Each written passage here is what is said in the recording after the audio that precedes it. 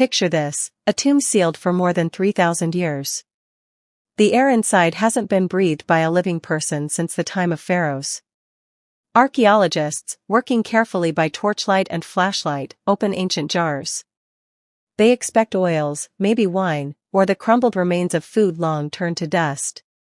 But instead, they find something golden, thick, and glistening. Honey.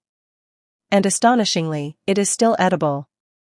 That single discovery tells us something almost magical: honey doesn't really go bad.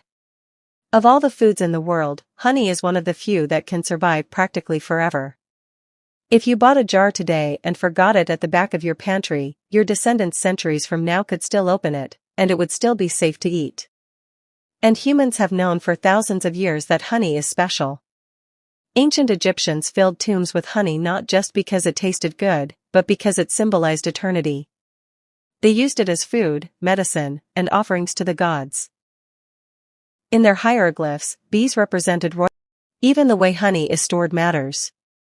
In nature, bees seal honey in perfectly engineered wax combs, shutting out air and moisture. When humans harvest honey, we store it in sealed jars, unknowingly continuing the bee's preservation method. Kept airtight, nothing unwanted can sneak in. That's why honey from ancient tombs could be opened and eaten thousands of years later. Of course, honey can change over time. It might crystallize, turning grainy or cloudy. That doesn't mean it has gone bad. Crystallization is simply the natural process of sugars arranging themselves into solid crystals. Warm it gently, and it returns to liquid gold. Honey can also ferment if exposed to water, which is actually how mead is made. But as long as it stays sealed, honey remains stable. What makes honey even more remarkable is its versatility. For thousands of years, people used it not just as food but as medicine.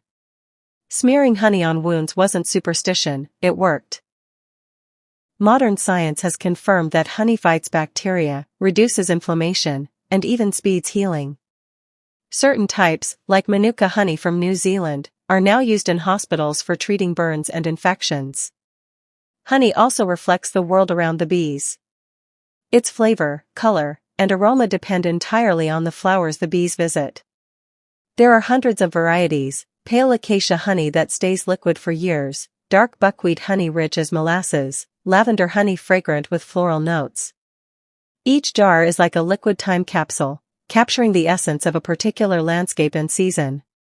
And through it all, honey remains timeless. A food that bridges the gap between survival and ceremony, between nourishment and symbolism. It is energy-dense, portable, naturally preserved, and universally treasured. Even NASA has looked at honey as part of space travel diets. After all, what better food to take into the unknown than something that never spoils? Think about that the next time you stir honey into tea or drizzle it over toast. You're tasting something humans have cherished since the dawn of civilization, something that has comforted pharaohs, warriors, farmers, and astronauts alike. A food that may outlast empires, cultures, and even us. In a world where almost nothing is permanent, honey stands as nature's golden exception. Sweet, healing, eternal. A reminder that some things, rare things, truly can last forever.